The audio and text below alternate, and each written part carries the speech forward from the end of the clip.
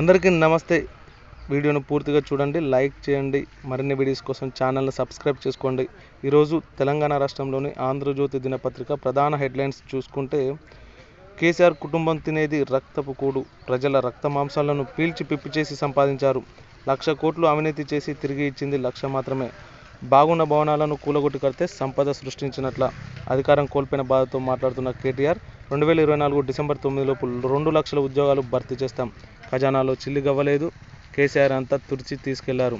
లంక బిందెలు ఉన్నాయనుకుంటే ఖాళీ కుండలు ఉన్నాయి. విలేకరుల సమావేశంలో ముఖ్యమంత్రి రేవంత్ రెడ్డి వ్యాఖ్యలు. ప్రజల వద్దకు ప్రభుత్వాన్ని రప్పించేందుకే ప్రజాపాలన. గ్రామ సభలు ముగిశాక కూడా దరఖాస్తులు స్వీకరిస్తాం. ప్రజాపాలన దరఖాస్తు లోగో ఆవిష్కరణలో ముఖ్యమంత్రి. 62 కోట్లతో 22 ల్యాండ్ క్రూయిజర్లు మళ్లీ గెలుస్తాననుకొని కొన్న కేసీఆర్ వాటిని విజయవాడలో దాచిపెట్టారు. సీఎం అయిన 10 రోజుల దాకా నాకు ఆ వాహనాలు ఉన్న విషయం తెలియదు, ఓ అధికారి వచ్చి నా చెవిలో చెప్పారు. కేసీఆర్పై సీఎం రేవంత్ రెడ్డి వ్యాఖ్యలు. నేరుడు ఏప్రిల్ మే నెలల్లో దశల వారీగా విజయవాడకు పంపిన బీఆర్ఎస్ సర్కార్ అంటూ ఈ కొత్త కార్ల గురించి ఒక వార్త.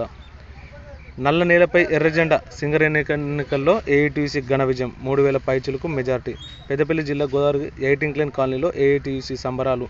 అంటే సింగరేణి ఎన్నికలకు సంబంధించి వచ్చిన రిజల్ట్ గురించి వార్త. హోరాహోరీ పోరులో గుర్తింపు సంఘంగా ఆవిర్భావం. సిపి అనుబంధ సంఘానికి 4వసారి ఆ హోదా. 11 డివిజన్లలో 5 గెలుచుకున్న ఏఐటీసీ. ఏపీ పగ్గాలు షర్మిలాకే. కాంగ్రెస్ అధ్యక్షుడు ఖార్గే, రాహుల్ గాంధీ సృష్టికరణ. ఏపీ రాజకీయం గురించి కాంగ్రెస్ పార్టీకి సంబంధించిన ఒక వార్త ఇక్కడ రావడం జరిగింది. గ్రూప్ 2 పరీక్ష మళ్లీ వాయిదా. తేదీ వివరాలు తర్వాత వెల్లడిస్తామన్న టీఎస్పీఎస్సీ. 6-7 తేదీలో జరగాల్సిన పరీక్షలు 3వసారి వాయిదా. రేపు 10వ తరగతి పరీక్ష షెడ్యూల్. గ్రూప్ 2 పరీక్షకు సంబంధించి మరొక కీలకమైన వార్త ఇక్కడ రావడం జరిగింది. విశ్రాంత ఐఏఎస్ ఇంటి కబ్జా యత్నం. నిందితులు ఐపీఎస్ నవీన్ కుమార్ అరెస్టు. సీసీఎస్లో విచారణ, నోటీసులు. ఆయన అన్నా వదినలు ఇప్పటికే రిమాండ్. ఫోర్జరీ డాక్యుమెంట్లతో బన్వర్లాల్ ఇంటి ఆక్రమణకు పన్నాగం.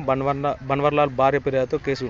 అంటే ఒక మాజీ ఐఏఎస్ ఇంట్లో కిరాయికి ఉన్నటువంటి ఈ ఐపీఎస్ ఫోర్జరీ డాక్యుమెంట్లతో ఇంటిని కబ్జా చేసే ప్రయత్నం చేసి ఇప్పుడు అరెస్టు కాబడడం జరిగింది. కోవిడ్తో ఎవరు చనిపోలేదు. ఉస్మానియాలో 2 మరణాలు వేరే ఆరోగ్య సమస్యలతోటే. JN1 అంత ప్రమాదకరం కాదు, లక్షణాలుంటే పరీక్షలు చేయించుకోవాలి. ప్రత్యేక వార్డులు నెలకొల్పాం, అన్ని విధాలా సిద్ధంగా ఉన్నాం, ఆందోళన వద్దు. మంత్రి రాజనరసింహ అంటూ ఒక వార్త. మేడిగడ్డ ఇసుక తరలింపునకు అనుమతి ఇవ్వండి. మహారాష్ట్ర సర్కార్కు తెలంగాణ లేఖ. రేపు మేడిగడ్డకు 4 మంత్రులు. లోపాలపై సమీక్ష.